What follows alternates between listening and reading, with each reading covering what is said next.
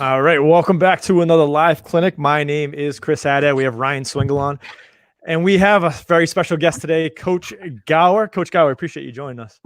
I appreciate you guys having me on. And before we get to your presentation, we're going to be talking about palms, press, quarters. We've got a whole mash of stuff that we're going to be talking about today. So you guys are in for a special treat. But before we get to it, as always, we got to thank our sponsor, Team Builder. Team Builder provides strength and conditioning software in more than 500 high school programs nationwide, as well as the NFL. If you write your own programs, have a full-time strength coach, or need training programs, Team Builder can help you out. Right now, Team Builder is offering a free 10-week spread offense tempo training program when you use the promo code VICTORY. Okay, so teambuilder.com, use the promo code VICTORY, VIQTORY. Coach Gower, if you are good to go. The NFL. Oh, yeah, there we go. If you're good to go, feel free to share your screen and we can get right into it. Awesome. All right, here we go. So let's go share that. And yeah, let me just refocus this on your screen. Oh, perfect. Wait. Here, let me go here. Is that all right? That's perfect. Yep. Okay, let's go share. Yeah, if you don't mind just hitting that hide button for me at the bottom. Actually, it went away. All right, perfect. We good? Yep, all set. All right, guys. Hey, appreciate you guys being here. My name's Ty Gower. I'm defense coordinator at Princeton, Texas. I'm probably saying where's Princeton, Texas?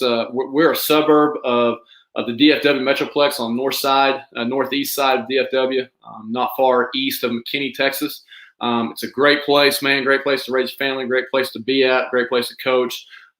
Just can't say enough things about it. But tonight, adding more tools to your toolbox, both on and off the field. Okay, giving you more options for you as a coach and for your defense. Okay, now we base out of an odd structure, out of a 3-4 structure, but I hope I can give you something that will marry to a 3-4 or a 4-down look when it comes to the secondary aspects. Okay, so a little bit about me. There's my crew. Like I said, I'm at Princeton High School, Princeton, Texas. My coach experience, man, I started off at a Division II school at Henderson State University in Arkadelphia, Arkansas. And I was a young 23-year-old coach. My first bite of coaching. I played Division II ball in Oklahoma and got to start there.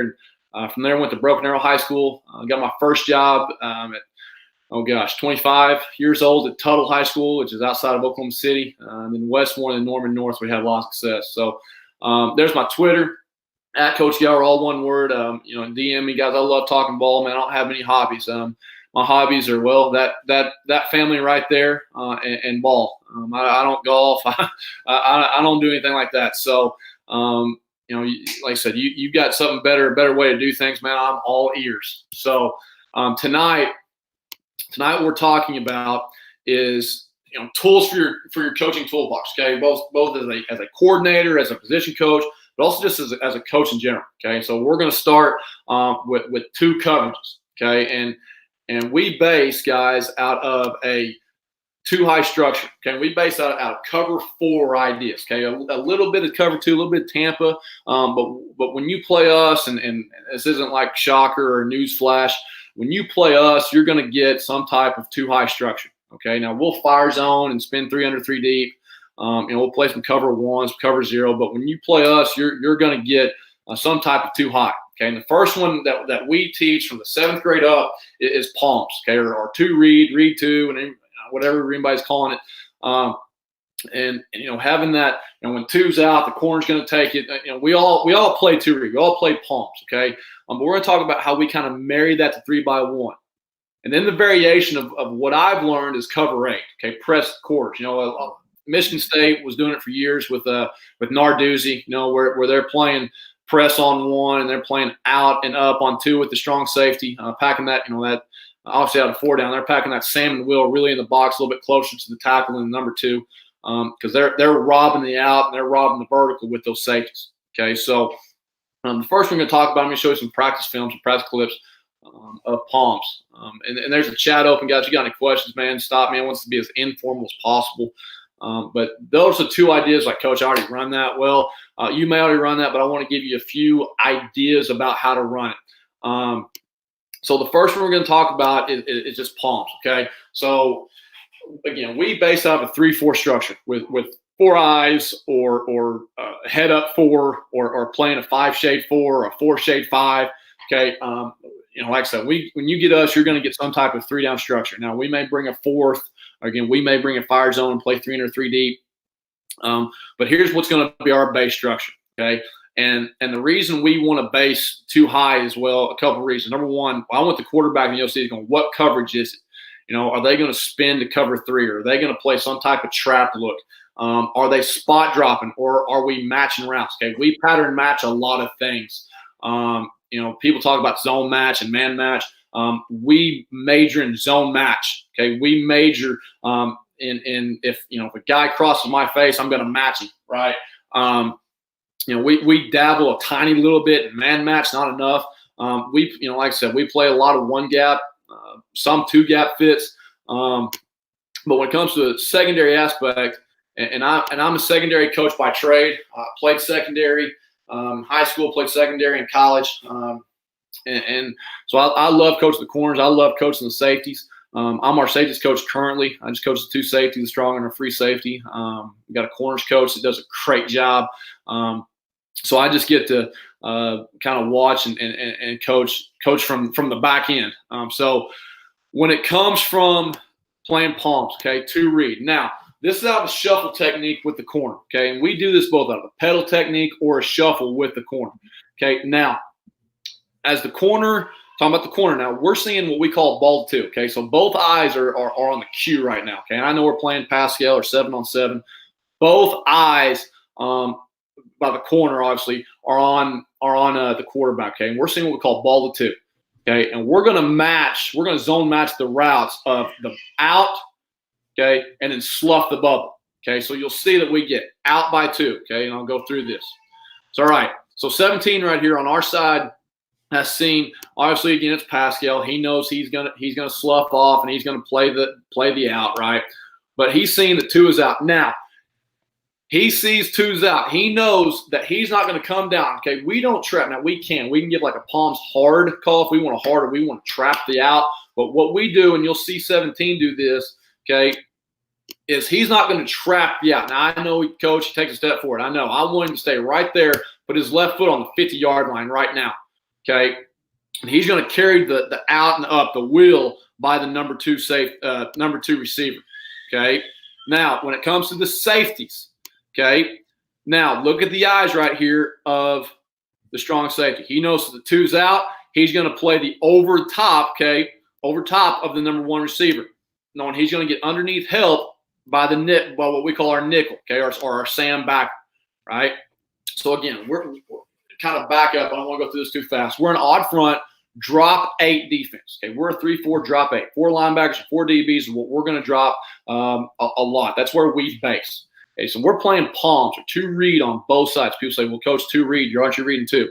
We are, but that guy right there is our primary key. He tells us everything that we need to do. Okay, now, if you'll notice 26 and 7, 2 outside linebackers on both sides. Okay, obviously, again, I know it's Pascal. They're probably playing the drill. They're good players, really smart. But this guy's got eyes to 2, and he sees that 2 is now out. He's now done with 2. Okay, he's going to square up and be the undercut. So there's the under, what we call the UC player. Okay, and then we have the OC player, the overcut with the safety. Okay, what would be the number 1 receiver now? All right, so to reverse this,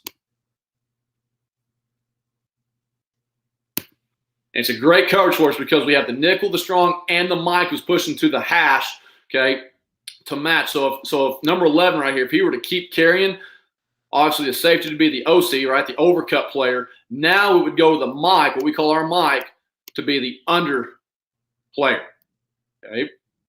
So again, here's a great look at drop 8 palms on both sides.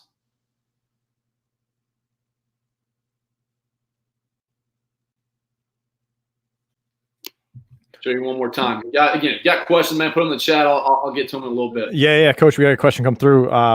Backpedal or shuffle, you mentioned. Do you leave it up to the corner and a comfort wise, or how do you coach that from backpedal or shuffle? Or is it all based off of coverage? Here's the deal. It's not based off coverage because we'll open up and then we'll close what we call close the gate, make it look like Tampa, or make it look like man on one. We do it out of comfortability.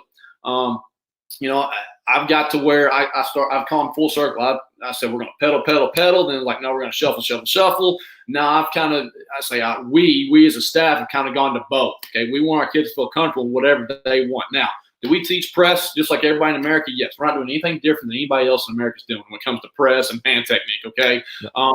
But we get kind of the comfortability of what that 16, 17-year-old kid can do when it comes to playing corner. Makes sense. So, again, I don't mean to harp on this clip, but it's one of my favorite press clips of all time. Okay, again, so going back to here, okay? Now, we're playing a split field coverage. So, over here on this side right here, we're playing palms. Over here, we're kind of playing a buzz technique, a buzz quarter. So just watch, like I said, just watch this arrow right here on this side. So we're playing, like I said, split field coverage. Again, great job. Like I said, this was not a hard call, okay? We're not trapping the out right here. Again, the corner's the same corner. He's waiting for the ball to come out. His eyes are still on the cue. Talking about the corner. His eyes are still on the cue. The ball is still, in the hand and the shoulder of the cue. He's not going to break on two. Okay, and one of the reasons we do that, let's say hypothetically that number one receiver went vertical. Okay, that let's say he went fade. Okay, we're trying to hold off underneath and over top to let that safety get over. I know playing safety, that was hard for me because I wasn't very fleet of foot when I was playing. That was a really long and really hard hole shot for me to get to if I didn't have underneath help with the corner. Now, again, do we play the palm strap? Absolutely, yes. But we're seeing the ball. So the ball. It's still in the hand. Now, as soon as it releases, now what? I'm going to stick my foot in the ground. Now I can go play the trap. Like, well, coach, hey, you completed it for a 6-yard gain. He did. But now I've got my quarterback and the wide receiver in the OC's mind of that guy just got hit or that ball could come out, or what if they trap it now? Now I've got him thinking all these scenarios about let's not throw that combination again. Okay, again, look by the outside linebacker. He notices that 2's out. Now he's going to square up and find the undercut of 1 with eyes on the cue. So, again, there's what would be the will. There's what we call our jack, our outside linebacker, and our free safety. Okay, so that's how we would play like an off palms, an off 2 read look.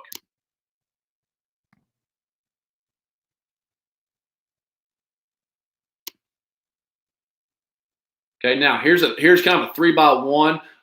It's like a sniffer. And we treat it, obviously it's pass scale, it's spring ball or whatever it is. So we treat the free safety and this sniffer looking dude like a number 3. But notice up top, so notice 1 and 2, we're still going to play palms to those 2 right there.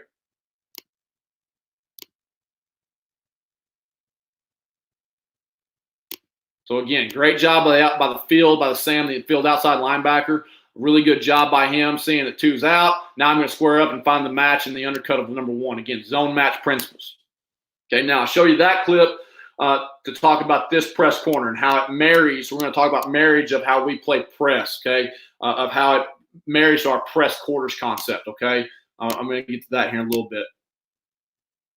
Okay, so one more time, here's a tray set, right? So it's, twins with the number 3 tight end down. Now, obviously, it's vertical, right? Or it's, we treat it as vertical, right? 26, the outside linebacker, he doesn't have an out, so he's not squaring up to 1. So now he's got a thread of 4, right? Who's 4? The back. So he knows pre-snap, I'm going to get to solo. There's 1, there's 2, there's 3, and the back becomes 4. Now it becomes a push. Obviously, when it's vertical, the corner's going to take 1. When it's vertical, the safety's going to take 2. Now the mic, and I'll go over this, the mic's going to push 3-2. The will, he's going to push 4-3. You'll see him by at the tight end. Okay? And I'll get into this in a little bit. And obviously, in and out. Okay? Pursue, ride the football. Now, on the backside, I'm going to get into solo here in a little bit, what we call solo. But here's how, and here's a great reason of why we play a 3-4. Obviously, this guy, if it was a 4 down front, he'd be down as a defensive end, a 5 technique, right? Well, here it gives us another reason, another idea to play a 3-4 concept when you can get the elimination of the X receiver to the backside like that.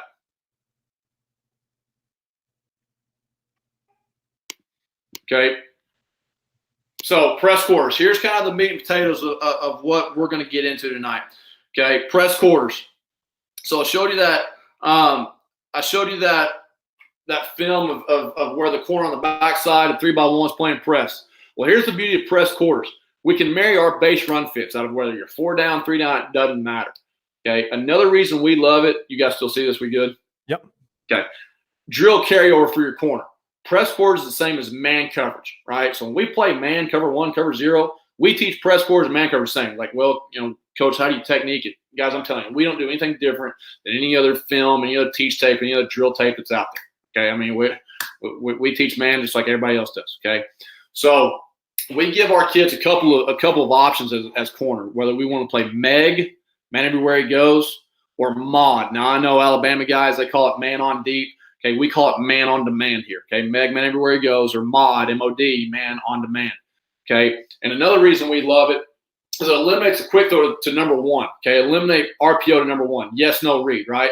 You see all these guys who talk about RPOs at clinics and all that other, like, well, hey, if he's off, I'll take the 5-yard hitch. And we're trying to eliminate that. Again, we're trying to get 6, 7 guys in the box off the run, and we want to eliminate, if that offense coordinator got the QB, the yes, hey, he's 5, 6, 7 yards off, throw the quick screen out there right now. Okay.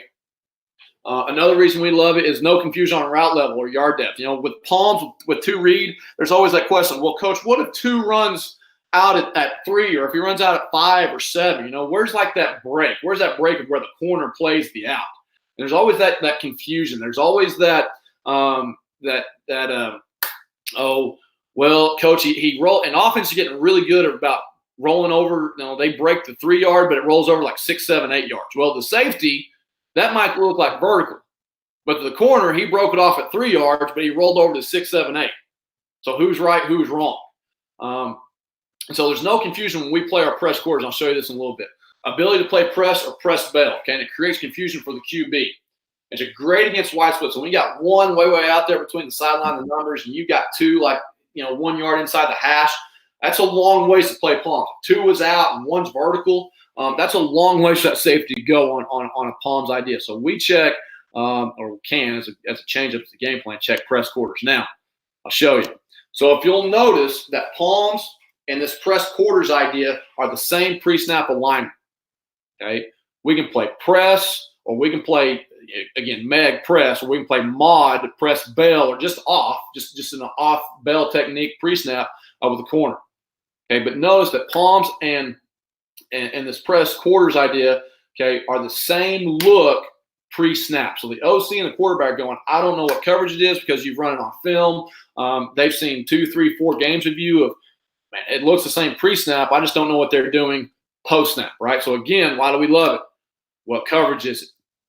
How are we matching routes? If 2 was out earlier, right? Who was taking it? Well, the corner's going to slough off, and when the ball came down, he was coming down on 2. The strong safety was going to 1. Well, now you'll notice when 2 is out, now the strong safety is going to drive 2 out. Okay, so there's a difference. There's a difference in how we're going to play this press quarters idea. So, example, here's film of it. Okay, now over here to the field. Okay, to the field. We give our kids options here when we play Meg or mod. Okay, so this corner right here decided to play Meg, man everywhere he goes. If he runs a shallow, a vertical, a post, a dig, it don't matter. It's man on 1. Okay. This kid over here decided to play mod, which is completely fine. Now, with us, we give our kids some options of playing mod. Okay, so example, let's say if this kid runs shallow. Well, he's going to zone it off. Okay, he did not demand his attention. That guy's not deep. Okay, but let's say he does run deep. Let's say that number 1 does run deep. We give that corner the option of either zone turning it or man turning it, and you'll see both. Okay, I know a lot of times as coaches, man, we overcomplicate things. Like, oh, you've got a man turner, you got a zone turner. We give him the option of playing both when we're in mod technique. Okay, so here's a great look. Now they run jet, but here's how, again, pre-snap, how it would look for us. Again, we're playing mirrored coverage. We're playing same side, press quarters here and mod quarters over here. Now, another reason we love it, okay, especially, we got jet here, right? We got bullet motion to the field. Another reason we love it is we get a hard edge set on the boundary right now with the corner.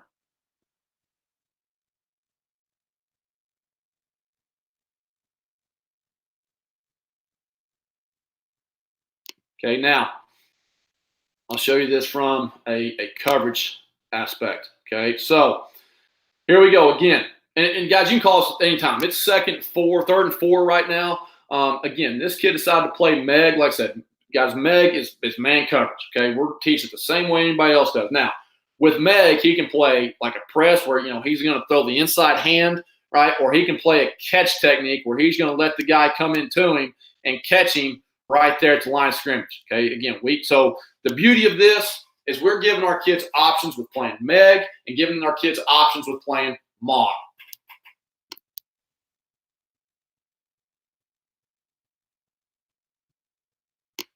Okay, so obviously, our opponent runs mesh here. Okay, but number one, let's talk to the field first. Number one, he runs the spot or the stick route or the hash, right? Well, again, so 12, the quarterback, he wants that throw.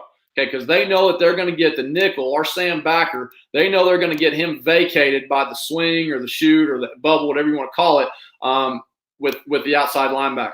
Okay, and they're trying to hit that void right there on the 5, 6, 7 yard hash. Okay, to think the Mike is not going to be able to push that far. Okay, good concept by the offense right here. But because we're playing that press to the field, it eliminates that quick game throw. So he's saying no, and tries to force it into a window that's not there. Okay, now up top, I'm talking about corner play. Again, kid decided to play mod. That's perfectly fine here. Now, 3rd and 4, I wish he would have pressed it, but it is what it is. So he's going to tempo pedal out, and he decided to man turn it. Perfectly fine. So now he's in phase. He's leaning and wedged to the sideline.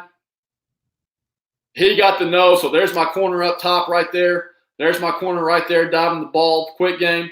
It's now 4th and 4. I can't remember if they punted or went for it. But either way, we got him in a 4th down situation. And, Coach, we had a question come in from Coach Bubba Ryan here. He said, how is the outside linebackers differ in palms and press quarters? Oh, great question. They're not. So when you teach same as, great question. I'm glad you said that. They are not. When they teach palms and press quarters, it's the same concept. So when we go through our drill work, our skills, our indies, all that other, our outside linebacker coach does an outstanding job as well. We're like, hey, this is the same as this. That is the same as that. So we're not doing any new teaching with our outside linebackers. Okay, that's the beauty of this coverage as well. Again, we press the boundary. Okay, now here's where it shows up. So now up to the field. Okay, up to the field. The corner side to play mods, 1st and 10 or it's 2nd and 10, whatever it is. It's 10-yard distance, right? So now the corner, decided to play mod. Now he's going to zone turn. Again, I told you that's fine. We give our kids options when we're playing a mod technique of man turning or zone turning. Either way, we're good with. Now, here's where this gets interesting. Again, I talked about palms 10 minutes ago. Now with 2 out, now the safety is going to drive it. To be honest, I don't like his depth. I don't like how far back he is. That's a long throw. But I will say what he started to figure out was with the ball in the hash and that guy running out, okay, that's a long throw for the quarterback. So he decided to get himself some more depth for the vertical. I understand. I get it. That's what he said coming off the sideline. I'm with you. I just wish, again, he would tighten down a little bit. So there's what we would call press quarters to both sides. Okay, now again, I'll get to the full clip of this, but notice both safeties, they run mirrored routes, right? They run fade by 1, out by 2. Notice both safeties are on the out by 2. Okay, so there's my safety right there, and there's my other safety right there on 2. Okay, so notice the change up of palms and press quarters. Okay, say, well, coaches, you keep talking about press, but that guy's not pressed. Again, we give him the option to play mod or Meg. Yeah, and Coach, we had another question come through here. Ryan Boland, I hope I didn't screw up your name. Yeah. Who has the what's up, man? who has the flat by number 2 in the press quarters if your outside linebacker is playing the same as you would in palms? Well, that's what I went over. That's what I just went over. Was the flat's going to be the flat right is going to be taken by the safety. Like, dang, coach, that's a long ways to go. You're right. I agree. I love it over here. So here's what you can do, guys. You can run palms to the field and play press quarters to the boundary, or mix it up, right? Play press quarters to the field, play palms to the boundary. That's the beauty of implementing both palms and its cover 8, right? That's out and up by 2 with the safety. Okay, you can play a split field, a true split field coverage.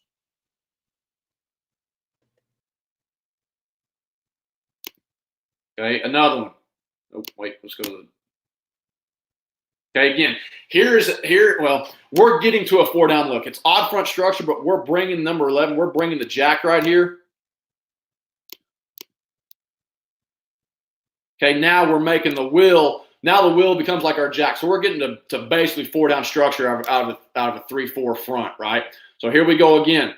Now, notice 2's out. So they run again, mirrored route. 2's bubbled right now. Watch the safety drive it. And again, the will, who again becomes our outside backer in this scenario. Going to be inside hip with the will, which he was more inside hip. Phil with the safety, and again, great job by the corner defending the boundary right there on bubble. And Coach Mason Hughes asked, can you repeat your safety depth and quarters? Yeah, so, okay. Let's see, balls on the 45. They're perfect. Okay, these 2 right now are absolutely perfect because we do it based off the ball, not the man. I know some guys, when they teach us, they do it off the man. We do it off the ball.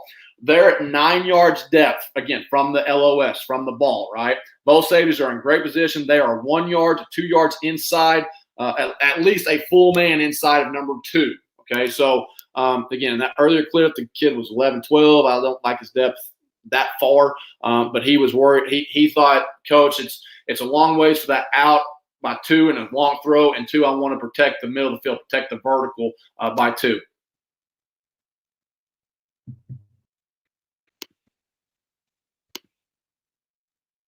Okay, again, here's press quarters on both sides. So both these cats decided to play press on both, and hey, that's fine. Again, we give options here.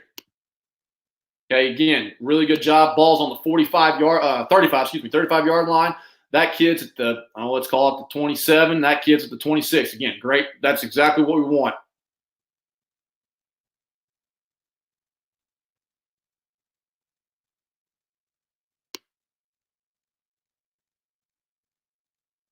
Okay, so again, we're doing this out of it's an odd front structure, but we're bringing the 4th. We're kind of getting a 4-2-5 look.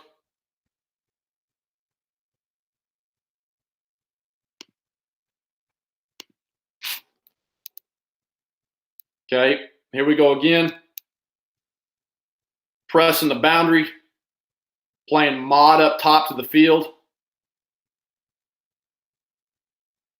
Now, here is your weakness. Excuse the film. Here is the weakness. When it comes to press, I'm going to give you some things to think about. Up top, look up top to the field. Okay, we tell that corner when he man turns it. Okay, he's got 1. Okay, that's fine. It's good spacing. I wish he was a little bit tired, to be honest. But we don't give a smash rule, meaning we don't say China or smash, whenever anybody's terminology is. Okay, so that safety is 1-on-1. Now, I do wish, yes, I'll be honest with you, that corner, he were to see the ball out. Yeah, I wish he would bail underneath. But we tell him if he can't get there, it's okay. We're telling that safety, if you run smash or China or one hitch and 2 corner, okay, you are 1-on-1 staying on top of the football. So here's a scenario where you better get ready for the weakness of the safety is 1-on-1 with the corner route. But good job by that kid's a good athlete. Good job by him playing the corner. Yeah, and Coach, just tailoring off of that, we just had a question come through, which I think pairs up nicely with what you just said. In press quarters, do you ever make a call to switch routes with the safety in the corner? Yeah. So okay, what we do is if we call this press quarters thing, it's like corner. You got 1 safety, you got 2. Can we make a switch call? We can, but we're going to call a different coverage that we're not going to talk about tonight. Yep. So here we go. Middle of the field. We're, like I said, give the kid options. So we're going to play press here.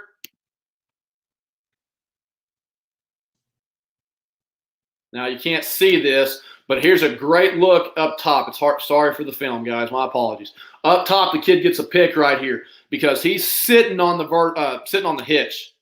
Slow it down for you. So up top, again, I'm sorry you can't see this. He sat on the hitch because he man-turned the hitch, right? Again, because why? We played some palms. We played some bell cover 3. We played some zero. This kid's not quite short, and this quarterback's he's an unbelievable quarterback. But we had to mix up the coverage with this kid because he was going to pick us apart if we didn't. So with this one, we were with how we teach this. If we man turn it, it's man. We're sitting on the hip. So because the OC and the Q, they're saying, I don't know if it's palms, if it's cover 8, is he going press bell? Is he mod and going to walk into trap? You have a playbook. I mean, this about building a playbook and having options to play different coverages. Like I said, sorry for the film work, guys. I wish you could see it better.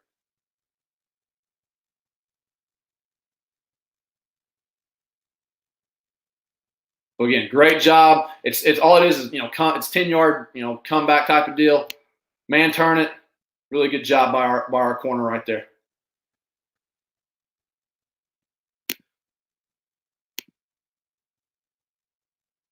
Okay. Again, like I talked about, press quarter is kind of going to be the. Now here we go again. We're kind of showing single high a little bit. They check, we check. Here we go. We went back to press quarters.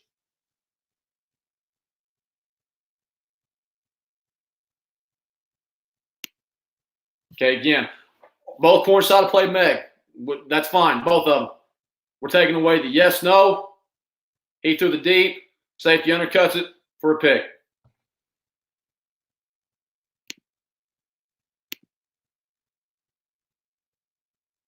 Okay. I think I can move on from press. Yes? Yep. Okay. Trying to show you one good one here. Okay, now you can also do this to like 2 back. Okay, so again, for us, like this is game plan. We treated this sniffer guy like a number 3. So here's 2 back. Notice it's not deuce or 2x2, right? So here we are. We're playing mod both sides actually. Now this safety right here is going to play again out and up. So you'll notice that 2 went bubble. Here's buddy tackle, outside hip, inside hip. This kid who's got the ball is a really good player, and it takes more than just 2 to tackle him. But you see the deal. And it's a great RPO beater. They're running, kind of veer RPO, power looking thing, right? Okay, it's a really good way to change up who the because again, we played palms, right? Well, the corner might play it if we were playing palms, and the safety would go where? He'd go to 1. But this is a great change up for us. Change up who the pitch player is. I mean, all this is, guys, is like triple option, right? Just pitch.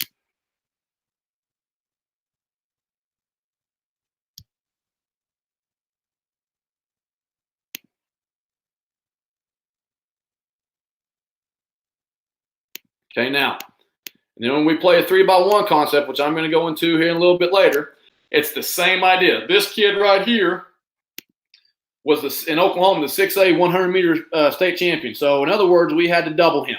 And we're doing this out of a 3 high structure. Notice that's my strong, that's my free, and that's my jack. Okay? We're doing this out of 3 high, and we're pressing and megging. Well, guess what? We already taught this corner how to press, how to meg. So we can do this out of a 3 high structure too on the backside of trips.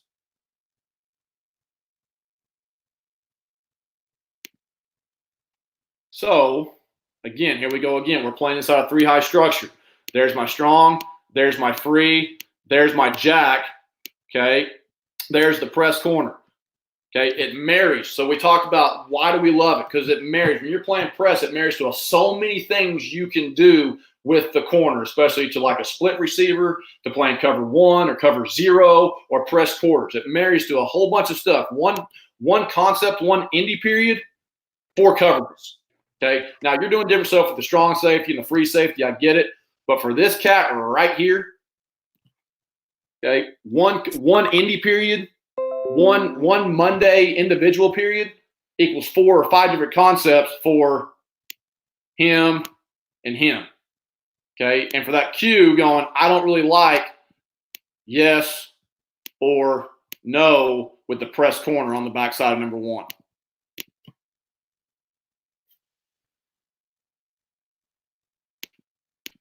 Okay, so, all right, 3 by 1. Any questions so far before I keep rambling? Nope. Okay. Nope, nothing coming through. All right, 3 by 1, what we call solo. All right, so here we go. Yet again, we're going to play palms or cover 8. And some of these guys that you may be like, Coach, I've already heard this. We already do this, and that's okay.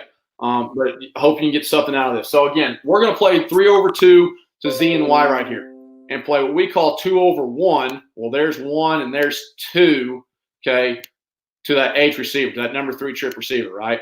So we're playing solo on number 3 with the free safety. Now, our alignment structure, again, I'm a 3-4. You have a 3-4 is apex to Mike in between 3 and the end man. He's a C-gap player. Obviously, you're playing a 4 or a 4-eye, right?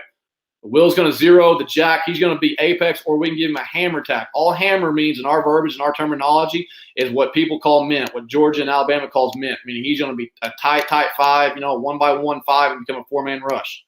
Right? Now, on the back side, we can do this again. We can play mod, talking about right here with a split, mod or meg. Okay, so again, when we talk about marrying your concepts, well, what coverage is it? Is he playing palms or is he playing that cover 8, that out and up with strong safety? There's 4 over 3 concept. What coverage is it? What do you mean, Coach? There's 1, 2, 3, 4 over 3 receivers. Okay? And we're still fitting 6 in the box. Mike, Will, Jack, tackle, nose, what we call our anchor. Okay, so here's a great look at it. Now, again, all they did is move that number 2 to become number 3 and play trips. So the corner, nickel, and the strong safety are playing, let's see. Yeah, they're playing quarters. Now, again, this kid decided to play catch right now. That's fine. He's playing a 3 to 4 yard catch off of number 1. He can, again, now it's like Meg. Or he can play like Bell. If he wanted to play catch and then bail out, he could do that. That's absolutely fine. Okay, again, we're trying to put indecision in that OC and the quarterback's head of I don't know what coverage that corner's giving me based on pre-snap alignment.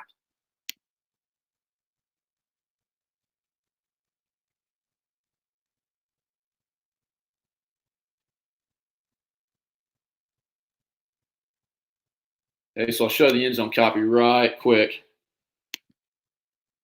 So there's a look at it. Now, the Mike's in a fine position because, he's tired of the box. Because 3's kind of a, let's call it, 4-yard split between tackle and number 3, right? That's okay. Notice he's a C-gap player. Notice we're in a 4-eye, 0, and we actually played a 3 this night. We played a 3 technique, so we're a true B-gap player here.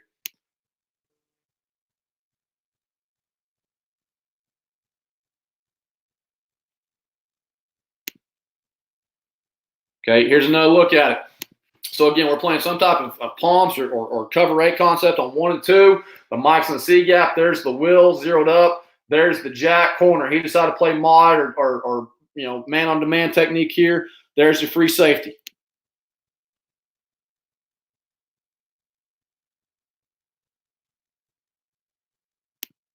Show the end zone copy right quick.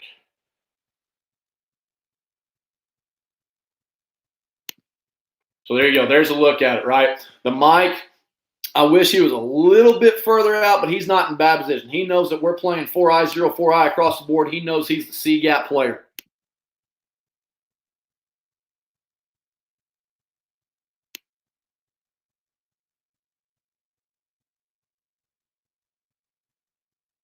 Really good run fits right there out of solo look. Okay, now, here we go out of this. We get to the wide copy.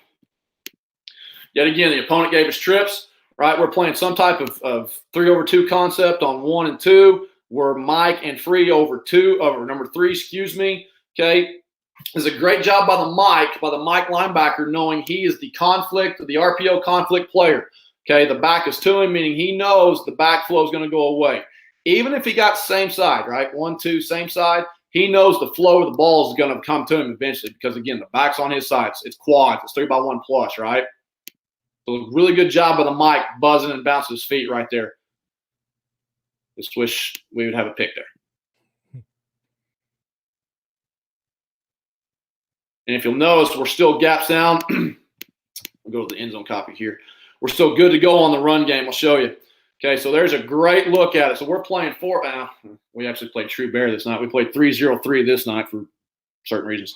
Anyway, so 36, my will linebacker right here, he's running with the pull by the guard. He's going to spill the guard right there. My jack, you don't see. He's coming in. He's going to be the tackler. So, again, I'll show you from the press box view right quick.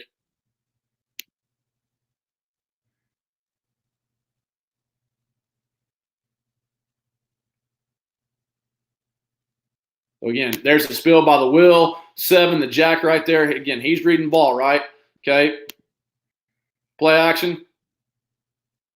Really good by 8. My Mike linebacker buzzing his feet on. He's the RPO conflict player. Coach, we got a question that came through. If you want to go back to the wide version, Which one? the wide view, excuse me. How do you handle the corner out of number 3 from Coach Brian Hellenbrand? Yeah. Okay. So, good question. So, all right. Here's where the way I answer that is, what are 1 and 2 telling me? Okay, does that make sense, right? Because now I know by the playbook, and I know what you're saying, the free safety on the playbook is going to handle number 3 corner. Like, golly, coach, he's going to run all the way over there and try to handle 3. By playbook standard, yes. But by how we zone match stuff, okay, especially with us playing mod right here, and let's say that 1 was underneath or shallow, now you're going to get the underneath by my corner with number 3. Does that make sense? Yep. Okay. Now, okay, well, coach, what if he's playing Meg? Let's say you told him you gave him options. Don't, that's another thing. Side note. When dudes talk about clinic and they're like, well, you said this 5 minutes ago. Well, hold on. No, let's refresh what I said 5 minutes ago. Let's say he is playing Meg and he does go with him on the 1 yard shallow. Well, go with him. You made a decision to play Meg. Now what about 3 on the corner? Okay. Again, here's your weakness. That right there, the free safety playing the corner by 3. If you play Meg on the corner. If not, and he's underneath, obviously the corner will play underneath the corner route, right? Now, we do have answers to that scenario. Now, if you get, again, guys, here's another thing. Offense is going to win some, defense is going to win some, right? That's one of those beaters right there where, hey, I'm putting it on YouTube for the whole world to see. You get us in that. You run the corner by 3. Hey, you won that rep, right? Yep. Okay, here we go again. So we're playing whatever we are playing. I bet we're playing. Yep. So we're playing palms up top. I think I showed you this clip earlier. So we're playing palms up top. Kind of review, kind of refresh. Palms up top, right? 2's out. The corner's going to play it. Here we go again. Backside of the trips to the split side. What's the corner playing? Meg. He made a determination. And these 2 are twin brothers, by the way, so I'm sure there was some word exchange before this snap.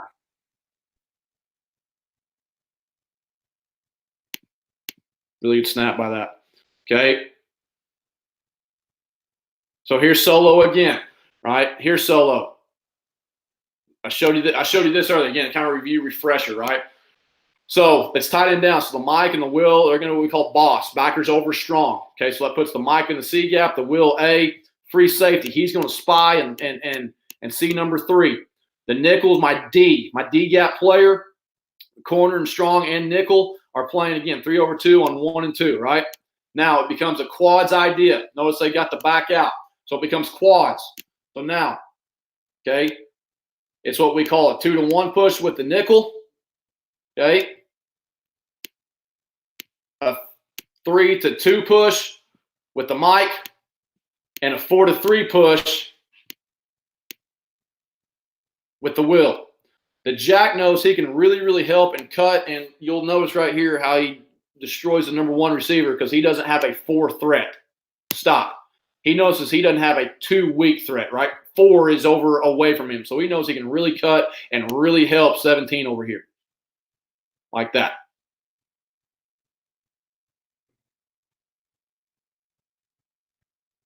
Yeah, we had a question that just came through regarding that 3x1, and you get the back push into strong and trips. So, yeah. Coach Soto, hopefully that answered your question. We have another question here by Coach Bubba Ryan.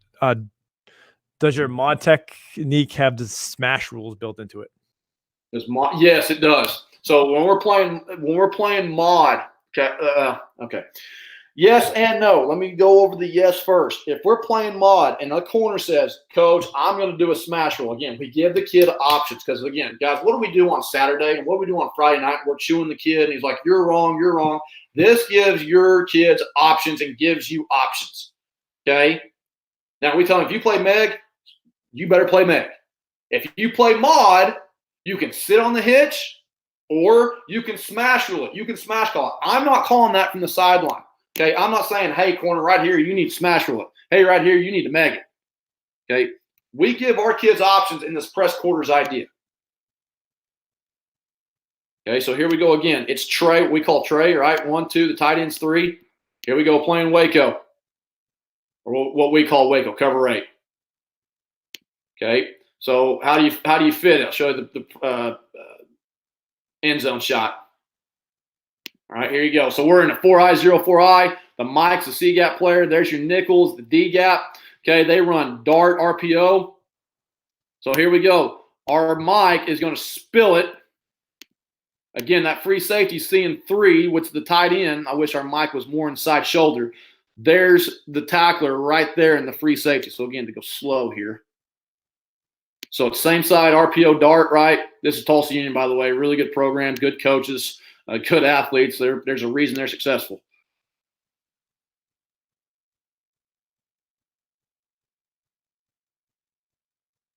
So there's cover 8 idea, right? Out and up with the safety. Okay, yet again, I showed you this clip, right? It's sniffer. We treated that sniffer like number 3 this night. 2's out. I'm running bubble. Again, that guy's really good. Took a whole bunch of bodies to bring him down. Okay, last one on solo, I think. Notice we're bossed over, right? We're playing, oh, here you go. So watch the corner up top. He's playing what looks like a catch, and he's going to bail to snap. So the corner up top of trips, bail. With eyes on, now he's going ball to 1. So he's looking like or catch, right? Bail. Now I play the boundary because it's bubble by 2.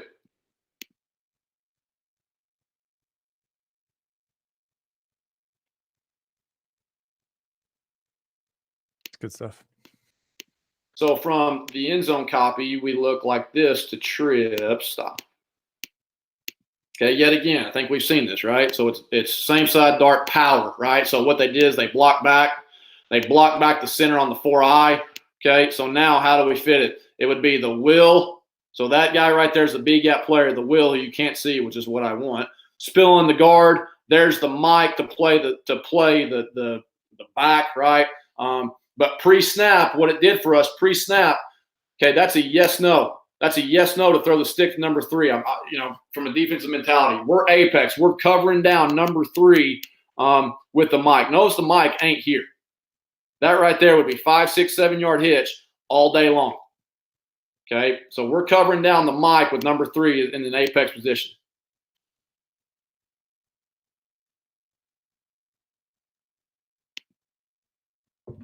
Okay, bracket.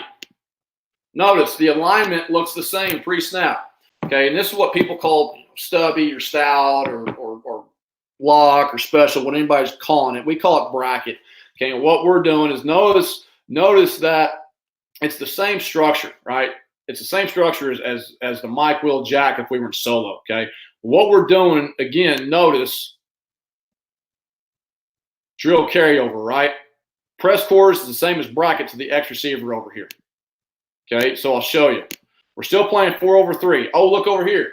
We can play mod or meg to the the number 1 on the trip side, right? So your drill carryover is the same. Your scheme carryover gives you more playbook options. So here's this right here. Okay, so we're playing again, that's special, right? So this corner right here, the field played mod. This guy to the boundary, to the split side, is about to close it off. Okay, he's playing catch. his eyes are on one. He's playing Meg just from a catch position. So again, drill carryover. This is the same as when we're playing press quarters, right? His eyes are on. If he wants to play catch Meg, right? There's press Meg, man everywhere he goes, and there's catch Meg, man everywhere he goes. So notice the safety now because that guy's really, really good. He's cutting one. Now this is really good by the offense because they knew what we were in, and they thought they could leak him out. That's just, that's not coaching, guys. That's a good athlete making a play, to be honest with you. Mm-hmm. And fumble, and we get the ball. So from the end zone copy, here's how we would look.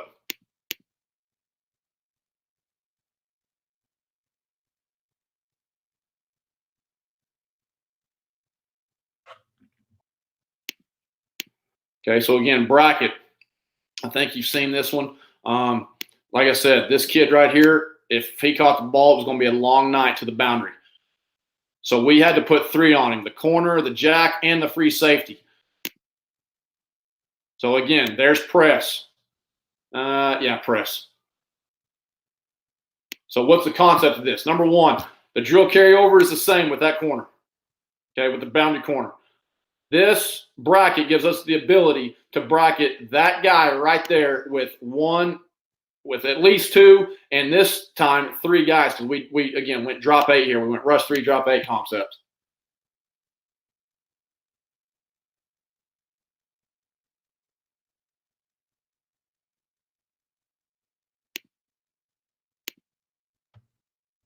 Okay, now here's out of our what we call renegade package. By the way, I did another webinar with these guys. About a year ago, right? Yeah. If you want to watch our third down package stuff, would love for you to watch that. This is what we call renegade. Notice all 11 are standing up, and again, we're bracketing this guy with the corner. Notice now he's playing catch Meg because he's got a free safety on top. He can play outside the in.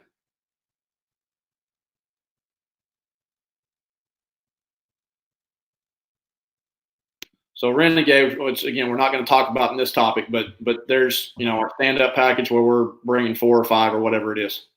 Yeah, for those that are looking for that clinic from last year, you can find that on our YouTube channel. Okay, so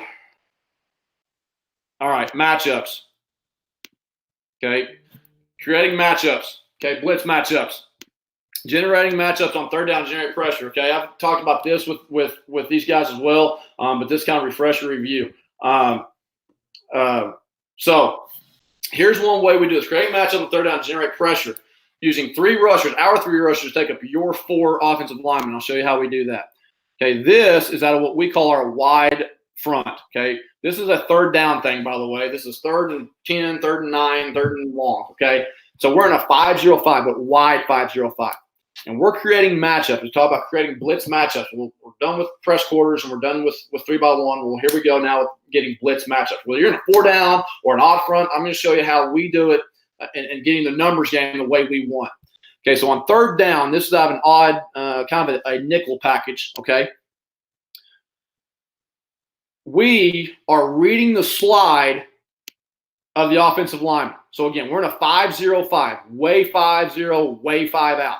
Okay, and these 2, the Mike and the Will, are reading the slide. If the slide goes away from them, they're going to add on and become the 4th man rusher, the 4th man blitz. Okay, so I'll show you. Here's how you generate a matchup. Now, they kept 6 in protection. Yep, they've got 6 for our 4. Mathematically, they win. I agree. But we got the matchup that we want. How do you figure? Well, from the end zone copy, I'll show you. Again, 5-0-5, 21-6 are looking at the slide. If the slide goes to me, I enter. So number 6 right here enters as the 4th man rush. Okay, again, from a slow-mo standpoint, we took 4 for 2 actually. Guard, center, guard, tackle for the nose and one of the 5 techniques. What did that do for us? That gave us a one-on-one matchup with the guy we want on the edge on the offensive tackle. and a one-on-one with the running back and our Mike linebacker. That gave us the matchup that we wanted, all based out of a 505 pre-snap look and reading the slide.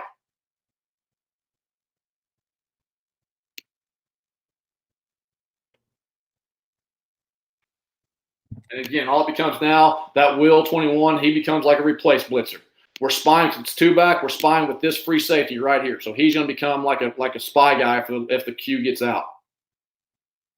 And coach, if the slide comes to that linebacker, he's just dropping in the coverage. So he's becoming the spy now. So I'll show you. So here you go. So now think opposite, right? So now we game plan it this week to where the slide, if it comes to us, notice again, now we're stand up. There's 10 guys standing up. That's perfectly fine with me. Now if the slide comes to me, I'm going to insert. Okay, I'll show you. Here's what it does for us. Now the Mike and Will are reading it. Okay, stop. So now I've got guard, center, guard, and that guard's blocking nobody. Center on the nose, guard on the mic. Now I've got one-on-one with an end and one-on-one with the end. We've got what we want. Now, again, obviously now the blitz went away from me. Now I can, like number 8, my Will linebacker right there is on the hash. Now he replaces, right? So again, and these two guys right here, this package is the reason it's great. Notice it's 3rd and, 14 over here, okay? We got the rushes that we wanted. We got our outside linebacker guys. We packaged this. We nickel packaged this, okay? So notice that we got tackles on defensive ends, on outside linebackers. That's a good matchup for us.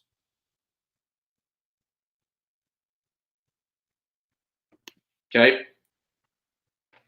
Now, okay, 5-man overloads. Okay, another, creating blitz matchups. Okay. All right, what we call open blitz. Okay, open blitz. We're counting the numbers. 3 versus 2 to the open side. And it may not mean anything to you right now, but I'll get there.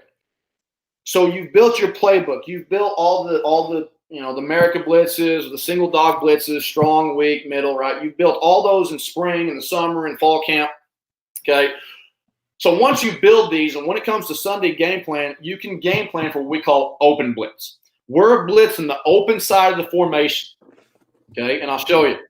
And the reason we do this, number 1, is because we count the numbers on the surface.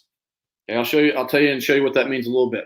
But the reason we love open blitz is we still play our quarters concepts, our corner nickel strong, 3 over 2 to twins, or 4 over 3 to trips. Your base coverage is stay intact. Like I said earlier, an hour ago, we want to stay too high, right? And you can do this on a 3rd down package, a dime package, a whatever package you want to build. And we love against trips and 2 back. Okay, and I'll show you.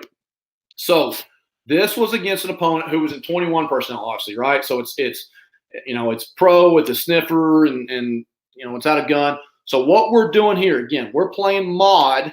We're playing Meg. We're playing Meg on the corners. Okay, again, it's 21 personnel. It's first in. We're trying to stop the run. But what we're doing is we're counting the surface. We're counting to get open blitz. Okay, so notice over here, it's center, guard, tackle, tight end.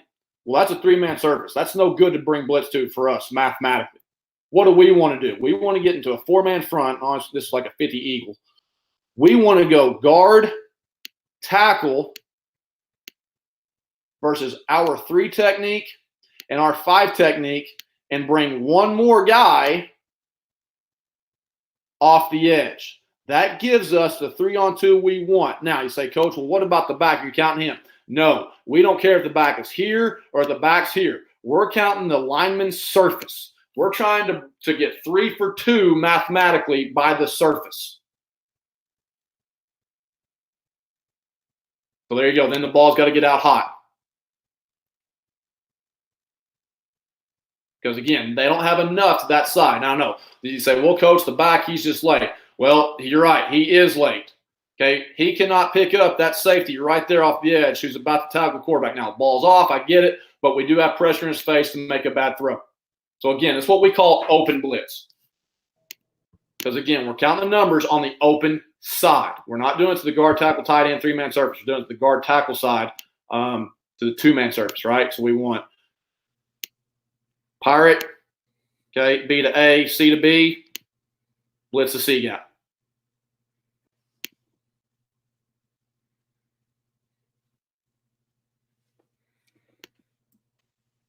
Okay, now here's one against two back. Okay, split back. We did it here again. Okay, notice it's out of like an odd front structure. Okay, our 5 technique is he's coming, right? He's blitzing, but here we go again. So what we did is we counted it. Okay, so we went pirate from B to A, C to B, and now we're going to bring the wheel. There's our 3-on-2 on the surface. Say, well, coach, wait a minute, isn't it 5 linemen? Aren't you like balanced? Aren't you center guard tackle to the right, center guard tackle to the left? We are, but again, we want to keep 3 over 2 with the corner, the strong, and our what we call our nickel, our Sam backer, the twins. We want to play 3 over 2 to 1 and 2. Okay, we didn't want to bring the field or the Sam backer and have to spin and roll cover 3 and play 2 over 2, right? We brought it away from twins, okay? Because again, we're going to get 1, 2, 3 on the open side, the split side, plus the free safety, who's going to be like an extra bonus fit player. Okay, I'll show you.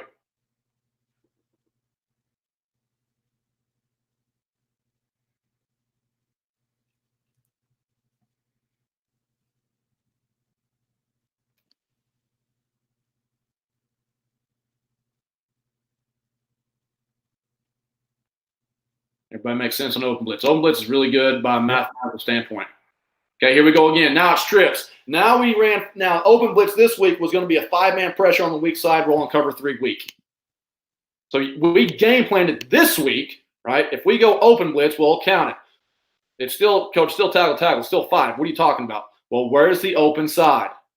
It's over here, right? It's not the trips. We don't want to bring it from the trips, from the strong side and roll cover 3 that side. We want to bring it from the open side so we can get, again, 1, 2, 3, and be able to bracket this X receiver on the back side with the corner and the free safety. Now we screw the pressure up, okay, but you see the concept. Sometimes that's another thing, side note, when you put on a clinic, not every film is beautiful, right? So, but we do get the pressure, we get the sack, it's 3rd and long, we're in a good scenario.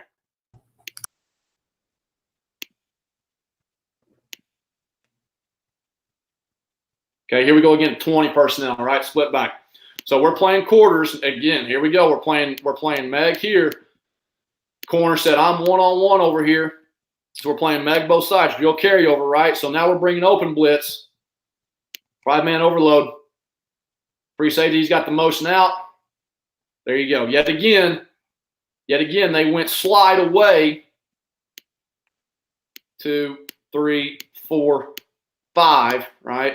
Put the back on the outside linebacker.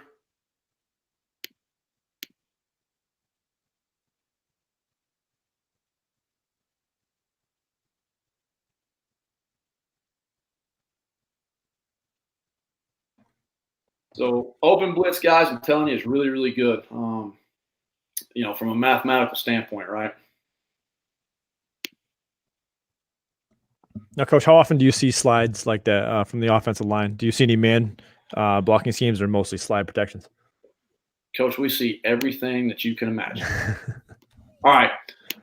Sim pressure. Now, we don't write the book on this, okay? We run very, very, very, very few sim pressure, okay? There's lots of dudes you can talk to about this. It's just kind of one of those things that we toy around with, all right? So here's the one that we run.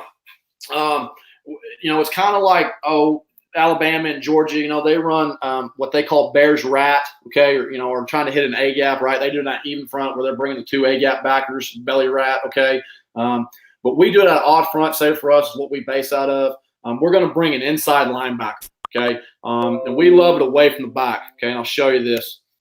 So it's not exactly like Georgia and Alabama run. It's our version. I think with the sim pressure guys, I think sometimes you look at yourself on Saturday and Sunday and goes, how do we make it good for us? And that's great. There's all those playbooks and all 22 out there and all that stuff studied. And I studied I've stolen and begged and borrowed and all sorts of stuff. But I think there comes those times where, side note, that you got to come away with, here's what's good for our kids. Here's what's good for us. And here's what was good for us in this scenario right here. So there's the playbook. Okay. Again, we're bringing it away from the back. We're in a 4-0-4 idea. And to the running back side, the nickel and the Mike are spying the back. We're playing cover 0. Okay, it's 0. We're not trying to get fancy. We're just telling everybody, hey, we're zeroing out the coverage. Okay, since the jack is away from the back, he's going to be what we call our rat player. So he's going to drop either in the middle, or we're going to rat him out and just kind of drop hook curls on him. Okay, and we kind of game plan how we want to do that. Since the wheel's away from the back, we bring him, okay? So I'll show you how we send, like I said, how we send pressure. All right, like this. So here's another look at it, right? So if the back were to shoot, right, the nickel would obviously take it. Now the Mike is going to spy the cue. Since the back is away, like we said, here's our rat player in the jack, whether he's the hook curl or, like we said, we can really hold him up where the wheel was. Okay, so there's kind of how we teach it. Okay, so here you go. And we love it, guys. Notice it's 4th and 5, 4th and 6, and we love it in the red zone. Guys, we'll run it sometimes in the middle field, but we love it in the red zone. We like it. We think it's a great call. So here you go. Now, we kind of screw this up. I'm showing you the screw up first, because then I'll show you how we change it on the sideline. The Mike thought he was going. So how we were teaching this, our Will's going because he's away from the back. He's right. Our Mike was going because the way we started to teach him was if the back was out, the nickel was going to take him. That means the Mike was going to add on. And you can do that too. So you can get an add-on with the Will because he's away from the back, and then you can get the Mike to go too because the back was out. That's how we were initially teaching it. So this is correct. But how we were teaching it after this series was, changed. And I'll show you how the series changed.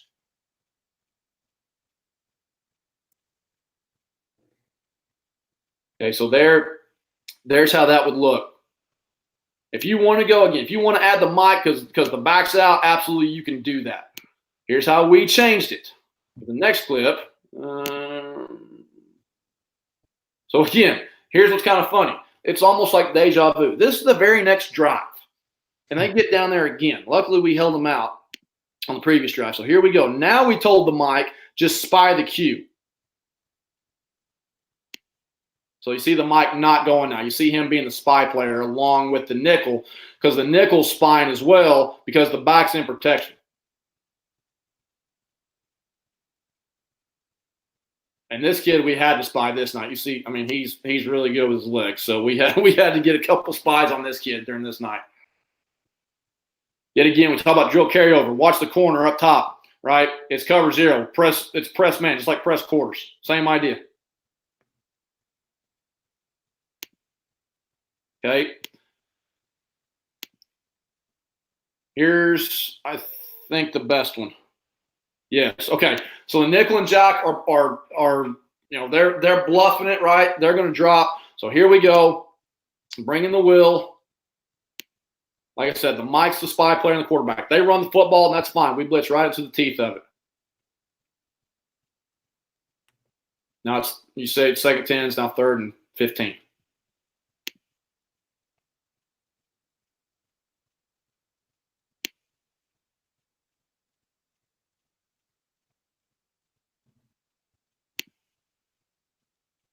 Okay, so that's it for schematic. Okay, any questions schematically? I hope I'm not running out of time. I hope that's okay. Yeah, Coach, you have all the time in the world, so don't even worry about that. We have one question that came through, and I held it just towards the end of the scheme stuff just because I didn't want to interrupt you. From Coach Adair. I hope I didn't mess up your name. He said, I may have missed it, but what are your key coaching points for the bracket guys? Yeah, okay. Let's see. Where's my share at? Share screen. Okay, so go back to the template. All right, here you go. So for the bracket guys on the X side, okay. So over here, let's start with the jack. If the back obviously is on my side, he's got him. Okay. If he shoots, or wheels it, the jack's one-on-one with him. Okay. If the back is away, now there's no threat at 2 weak, right? Now we're really playing like a triangle look, a true bracket on that guy right there, obviously off with the back being away by the jack. Now, corner and free safety, the bracket guys, they're cutting one with the free safety, and he's Meg. So the X right here, I don't care if he runs a vertical, a post, a shallow, a dig, a stop, it doesn't matter. Both those guys are going to cut number one, the X receiver. Now, the free safety, you say, well, coach, you got 7 guys in the box. 3 down linemen, Jack, Will, Mike, free. We're still seeing the ball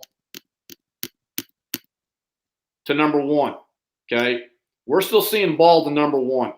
If it tells me pass, I'm cutting number 1, regardless of what route he runs. Example, this right here, not a great clip of it. Here's a better clip of it.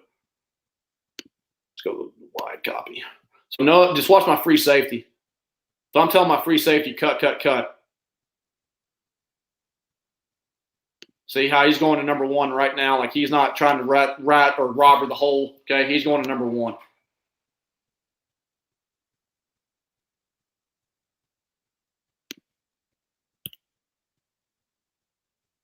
Hope I answered that. Yep, perfect. Anything else on chat? No, should be good. Dang, you guys are easy. Okay, let's go now to, and guys, what I'm about to share with you now is stuff that I've learned. It's nothing that I've come up with, trust me. But I think sometimes when it comes to clinic season, guys, I think that we go so much scheme and X and O's and this coverage and that blitz, and that we miss the boat when it comes to our own self-evaluation. So one thing that I'm going to talk about is practice ideas, okay? And like how we compartmentalize our practice, okay? Now, do we do this every day or every week? No, we don't, okay? So, again, here we go, clinic talk, right? But here's what we do on Sunday. We're like, okay, how do we compartmentalize our periods? Like we don't want to just do, okay, we're going to do 10 minutes of team, and that's what we're going to do, first, second, third down. We're done.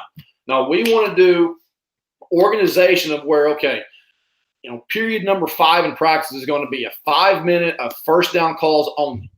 Okay, come out any formation you want. I don't care, but here's what we like the first down. Period. Okay, then on Monday to end the practice, we're going to do a 5-minute of third and long dime package only. Okay, so it's 3rd and 9, 3rd and 10, whatever. So we've got only the dime package guys in there. The nose guard sitting over there on the sideline sipping water. Right, so he loves third down day. Another one that we do is obviously a 5-minute period of only cover 0 or cover 1 blitz. Okay. I think sometimes guys, when you go to practice, it's like, okay, we're going to do inside run, scale, team, done, the end. On your script, I think you need to do 5-minute periods. You need to pick 3 to 4 5-minute periods, Monday, Tuesday, Wednesday, and say, this is what we got. This is like our game plan. This is the things that we have to get good at in order to be right on Friday night. Okay. Example, let's say like this, a lot of teams we play have a dude going to Texas or Arkansas or OU or somewhere. Every week it seems like we got to do a jersey call or a compass call, which means navigate wherever that guy is. Our call is going to be navigated off of where number 1 is, right? What is like this one, 5-minute period of only trips are empty. So there's no 2x2, there's no 2 back. It's only guys. And tell the kids this. Kids, you're only going to see trips. Here's our 5-minute period of trips. That's all you're going to see. So I think when you compartmentalize your practice, I think that kid focuses on, okay, I'm only going to see trips. And he remembers, okay, trips.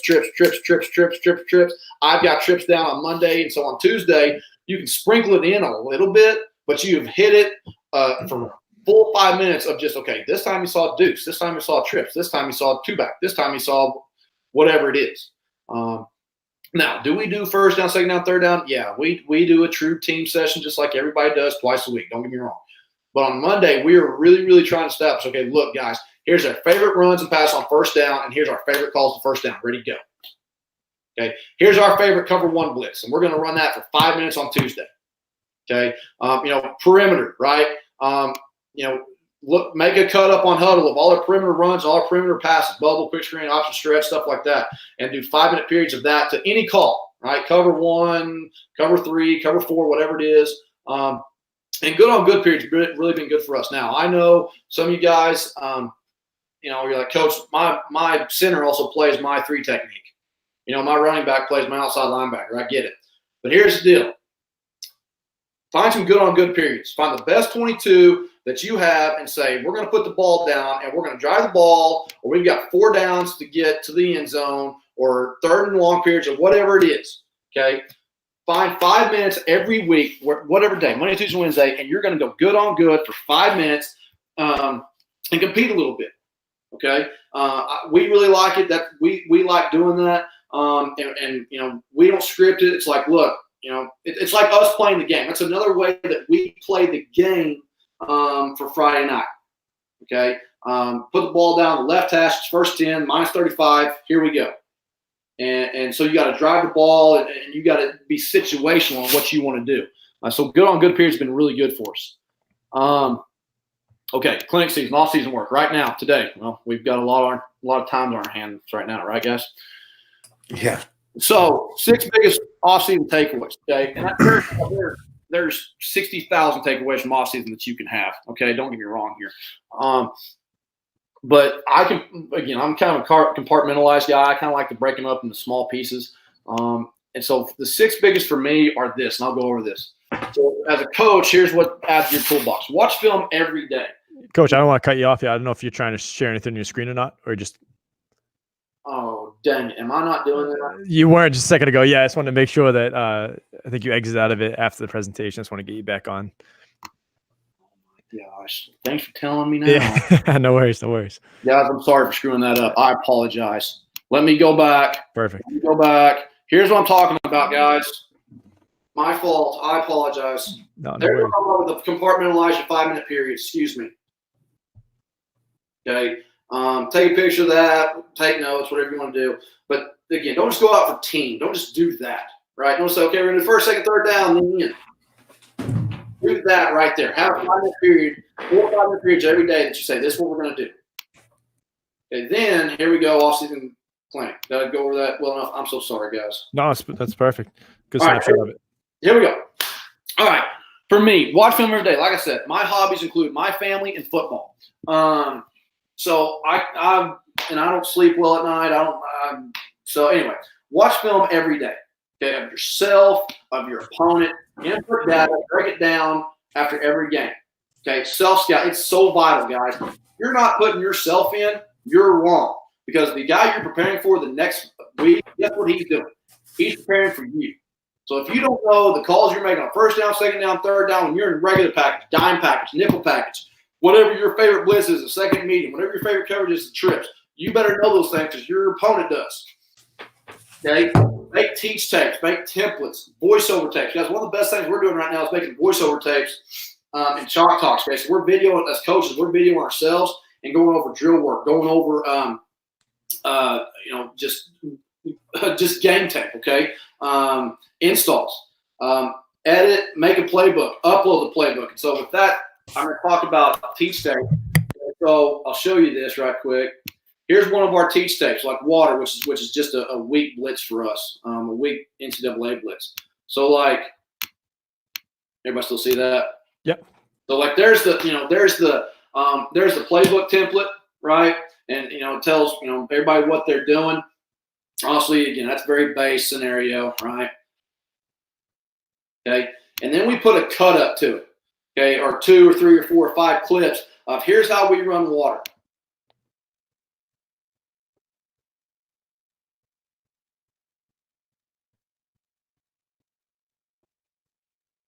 Okay, and then and then we, again, okay, here's how we run. Again, we'll call water just our weak side 5-man pressure blitz. So our kids are seeing it on paper. They're hearing the name of it. They're seeing on video how to do it. Again, here's water. Again, weak side 5-man pressure.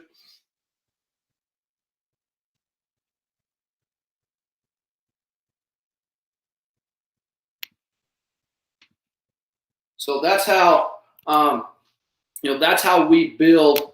Like again, here's one right here. That's water. I'll show you. So that's how we build our installs, our playbook. Okay, we upload it to Huddle, obviously, and our kids are watching that throughout the year. Okay, through the season, through the winter, through the off season, through the summer. Right now, guys, right now, our kids are they're texting us, they're calling us, and they're wanting to know about football and everything else. Anyway, segue. I'm in a great place. I love this place. But anyway, so there's kind of how we build a teach tape. Okay, so go back to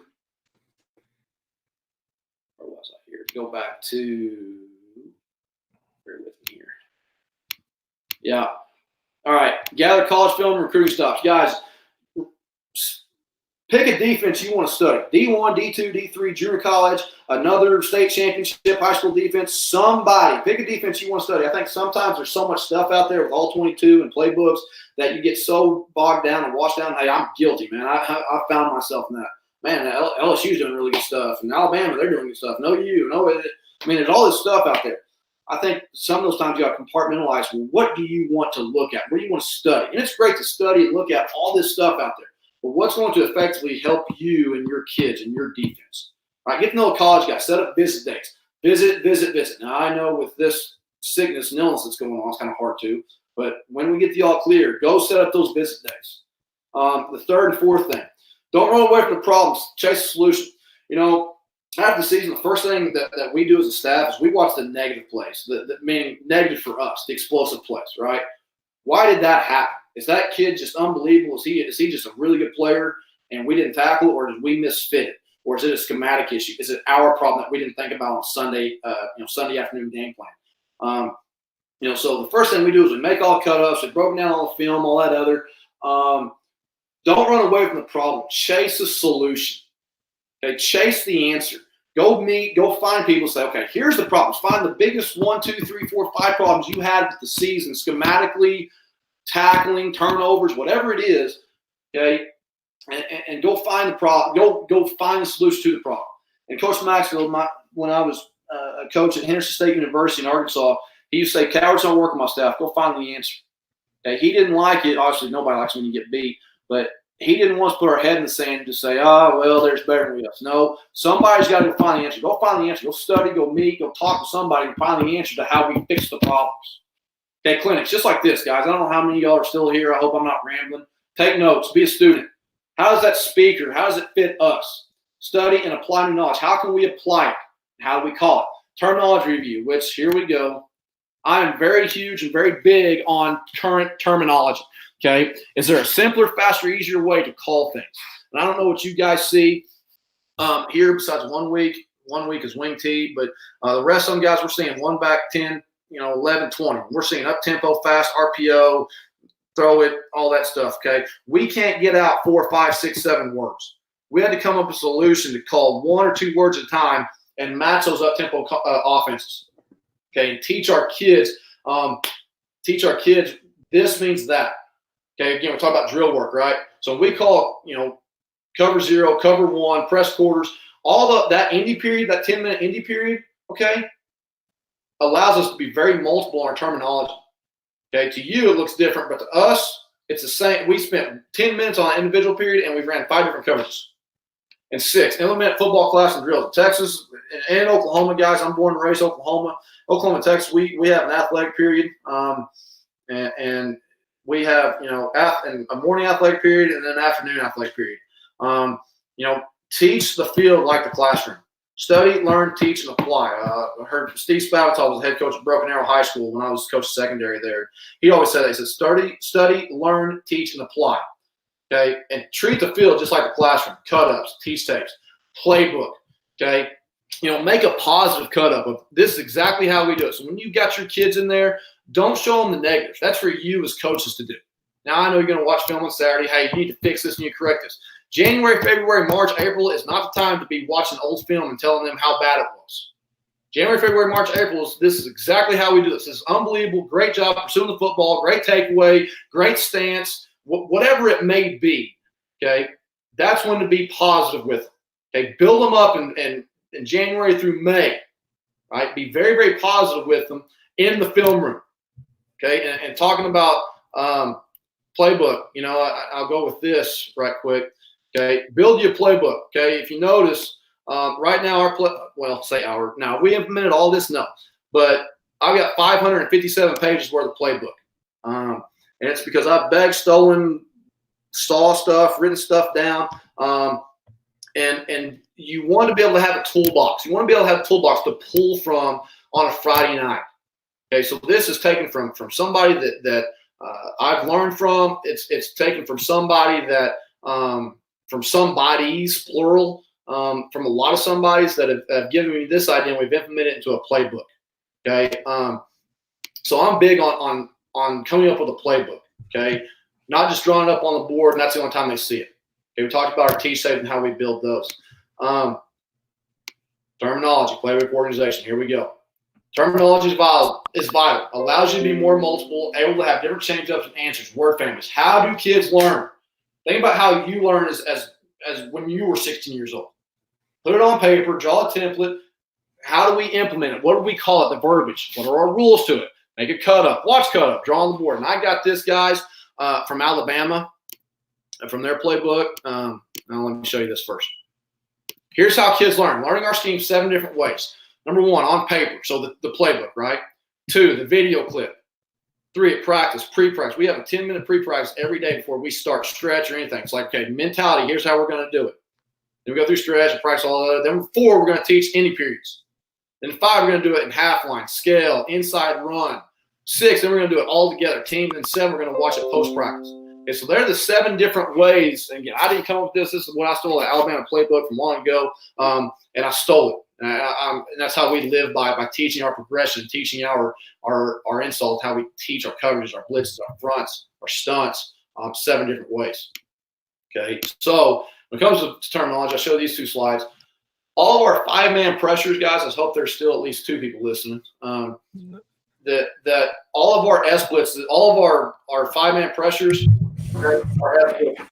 All of our weak side blitzes are W, obviously. And these, sugar, water, are brothers to each other. Spice whiskey, they're the same.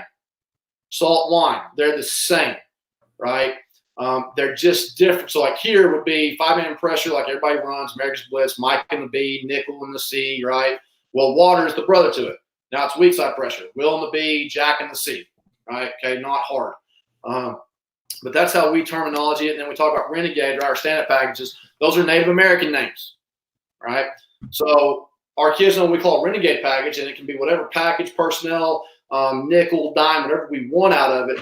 When we call these blitzes, Apache, Axe, Redskin, Tomahawk, Chief, War, they know that those blitzes mean we're in Renegade packages and run that blitz pattern, okay, that blitz path. Okay.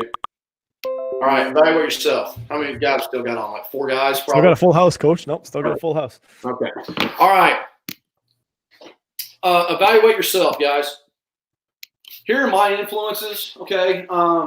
The people that mean the most to me. I'm a coach kid. My dad, Andy Gower, at Give Pull or Pitch, shout out on Twitter. He's an old option veer flex bone guy. Being a coach kid is special. So if you're getting to coach yours right now, guys, if you, make time slow down because it's going as fast for them as it is for you. I'm telling you. Sharing the sideline with Pops is something that is I could ramble about that all day. But anyway, my uncle, he was an old high school coach in Oklahoma. He was a Division II offensive coordinator for a long time. He's now retired. Mike Wilson, he gave me my first job. I was 22 years old, coaching wide receivers at Purcell High School in Purcell, Oklahoma. Coach Maxfield gave me my coaching secondary at a Division II school in Henderson State University, Arkadelphia, Arkansas. Coach Maxfield was like a second dad to me. That was the first time I was really away from home. Like I said, I'm born and raised Oklahoma.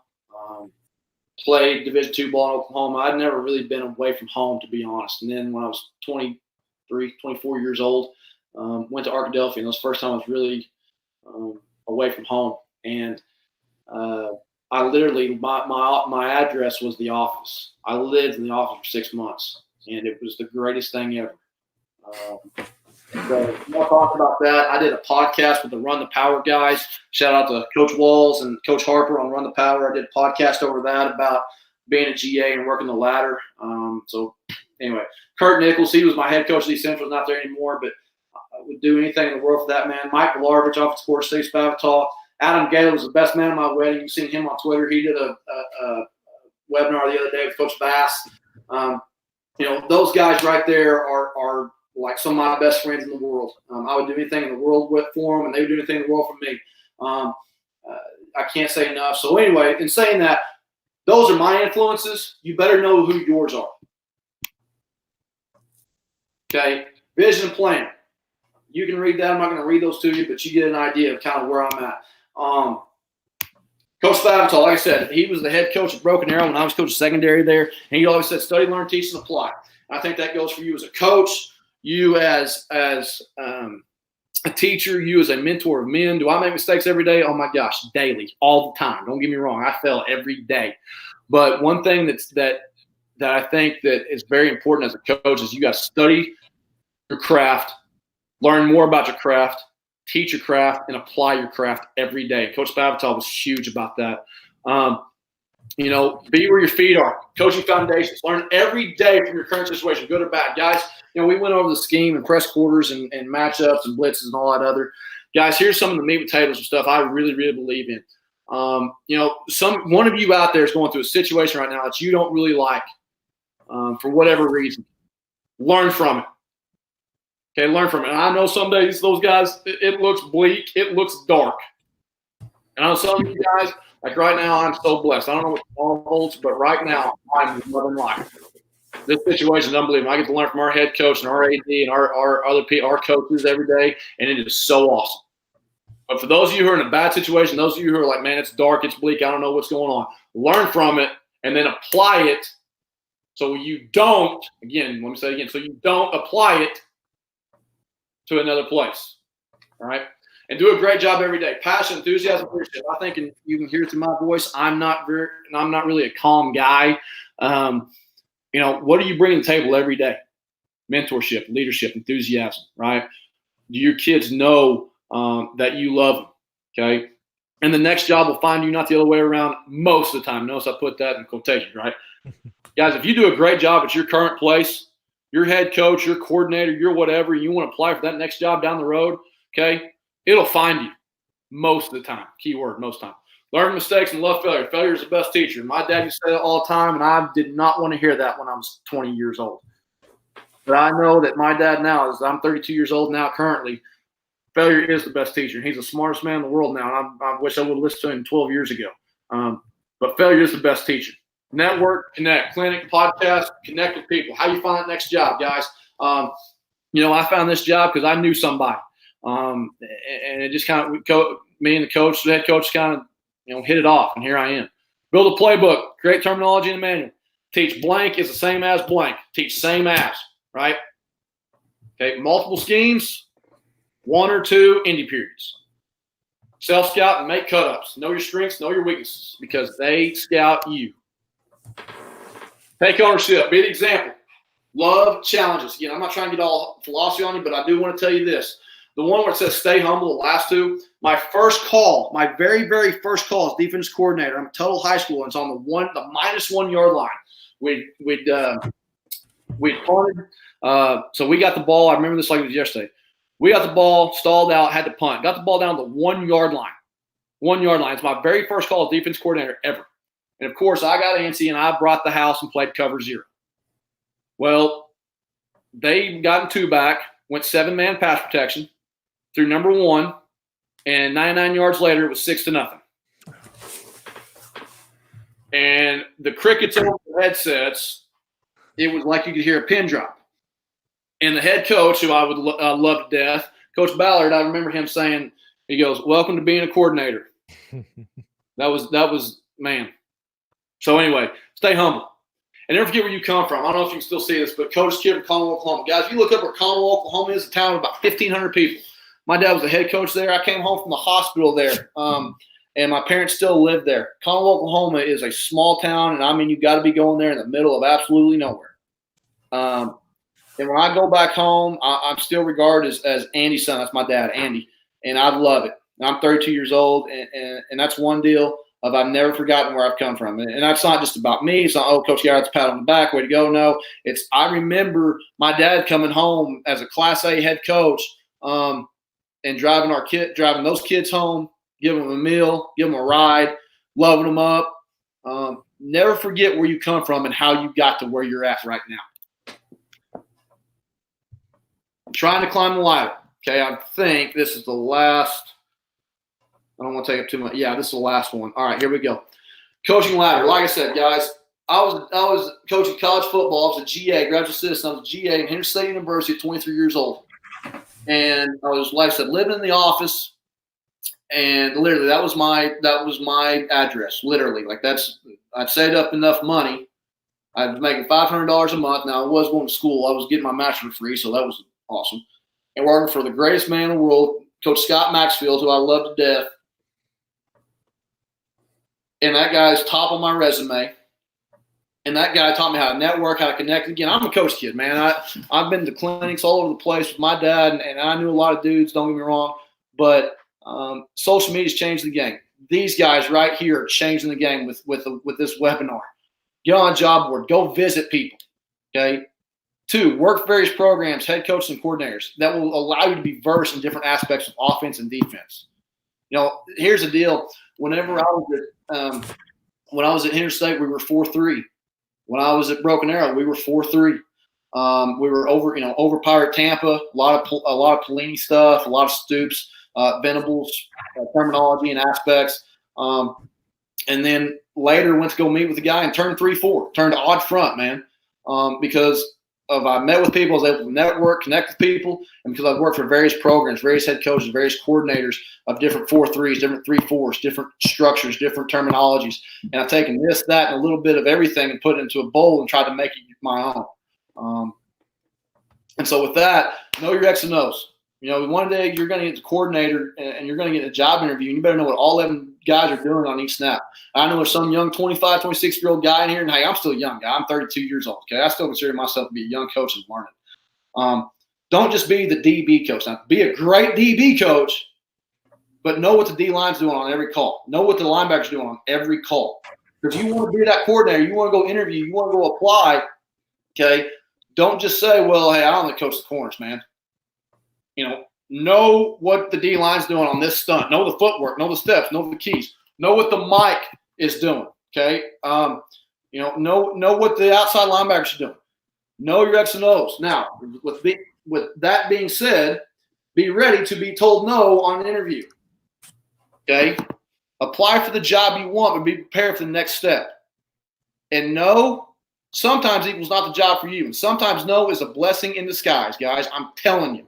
Sometimes you apply for that job, you go interview, you think you knock it out of the park, and, man, sometimes you just don't get it. Sometimes that door closes, but I'm telling you, and I'm not saying it's going to happen today, tomorrow, next year, 2 years, but I'm telling you, and I'm living proof of this, that no is a blessing in disguise. Guys, fly down, when all this illness stuff is over, fly down to Prince, Texas. It's awesome. Now, again, who knows? I may get fired tomorrow, but I'm telling you, with this profession, who knows what tomorrow happens, but our place, I love it. And so sometimes that no, and I'm living proof of that no, is a blessing in disguise. Wear the hats. Be a bus driver, second sport coach, huddle coordinator, strength and conditioning, laundry, you name it. Surround yourself with coaches who do it better. Find you a mentor. Okay, my mentor, hey, I've got lots of them. One's Coach Maxfield, one's Coach Spavital, one's Adam Gaylor. He's in Jinx, Oklahoma. We text and call each other daily. And just to keep me on track, right? Is this correct? Am I doing this right? Don't rush what isn't meant to be. I know there's somebody out there saying, man, I can't wait to be a head coach when I'm 30. I can't wait to be a coordinator on this. Guys, don't rush what isn't meant to be. Be where your feet are. It will happen when the time's supposed to happen. And then whenever you're like, man, that dude got the job. How did he get that job? Well, now comparison's the thief of joy. Teddy Roosevelt, look him up. Great quotes all over the place. Don't compare yourself to some other coach. Hey, we all wish we were coaching in the NFL or we were coaching on Saturdays, and I get it, man. But be happy and be joyful in a situation. And again, the coach will go back. You talked about a bad situation. It's bleak. It's dark. How do I find joy in that? Again, don't worry about the other guy. Worry about you and your kids. Do a great job every day. Don't let them know. Don't let your staff, your kids, whatever, know that it's a bad situation. And always remember, there's someone out there, right there. There's someone out there who wants your job. Okay? I know somebody out there who wants my job. I know there's a head coach job that I want somewhere out there. Okay? And don't be afraid of mistakes or failure. Person never made a mistake, never tried anything new. Einstein, and failure is simply the opportunity to begin again, this time more intelligently. Henry Ford. Don't be afraid to roll the dice, man. Don't be afraid to apply for the job. Don't be afraid to call that guy. Don't be afraid to bring hot blitz on third and 3, right? And what makes you different? Number one interview question, why should we hire you? What makes you different than the other guy down the street? What makes you different than the guy we're about to interview? What is different about you and your program and your defense? Okay, I think that's very important that you know what makes you different. And the last one, if you can still see that, have a very, very understanding wife. Kind of the last thing, and I'll stop sharing this. Can you see my ugly mug now? Yep. Yes, sir. My deal is with this. So our son was born in February of last year, of 2019. And in April of 2019, 2 months later, I got a call to come be the defense coordinator at Prince of Texas. And we were in Norman, Oklahoma, and I said, hey, babe, guess what? So here we are with a 2-month-old, and we're both born and raised Oklahoma, never been anywhere else. And wife kind of smiled and said, okay, let's do this. So here we go. We load up the U-Haul from Norman, Oklahoma, and drove down to Prince, Texas, and with a 2-month-old, and we finally got moved in June. And I was couch surfing from April to May, living with the coach on staff, and then finally got them down here in the middle of summer in Oklahoma, Texas heat, and U-Haul and unpacking, and but I'm telling you, I'm living proof that there are good times on the horizon. And I don't have all the answers, guys. I don't have all the answers. I've learned so much from I heard Mason Hughes on here, Jason Moore on here, Chris Vass, Adam Gaylor, Adam Harvey down in San Antonio area. The list goes on and on of the dudes that I've met with. Barry Hoover, all dudes that I go on and on with about guys that I've met, that I've connected with, that have allowed me to be with you fine gentlemen tonight. That was an hour. Gosh, I'm going for that. I hope I didn't ramble. I hope you guys got something out of that. I'm many things. I'm humbled. Yeah. I'm blessed. That's another thing. You get me talking about bowl. Oh my gosh, we can go for days. And so get kid the bath. He's in bed. I'm all night. So if you want to DM on Twitter, you want to talk some ball, holler at me. Perfect. So guys, I'm done. Thank you. Yeah, no, this is perfect. And we'll open up the chat for another 30 seconds or so. So if you have any questions for Coach Gower, also, like as Coach mentioned, if you want to DM him at Coach Gower on Twitter, if you're watching on YouTube, flip on over to Twitter if you got any questions for Coach Gower. Coach, we can't thank you enough. As you can talk ball all night, I can listen to you talk ball all night, but just for the sake of the broadcast, we're going to cut it off. Coach, you have any last words before we do end it? Are we the only three guys? Are we the only three guys who are still left? No, like I said, you still got a full house. Oh, geez. You guys are glutton for punishment, man. I appreciate it, though. Thank you guys very much. Like I said, at Coach Gower on Twitter. I'm up all night. I'm a night owl. Love talk ball, man. Perfect. Coach, we appreciate it again. Mason Hughes says, great job, Ty. Well, speaking of another guy that I've talked to and just met, and another great dude, man. Hughes is straight killing it. So great. Well, my name's Coach Chris Haddad, Coach Ryan Swingle on as well. We'll see you guys next week for another live clinic at 8 p.m. Eastern.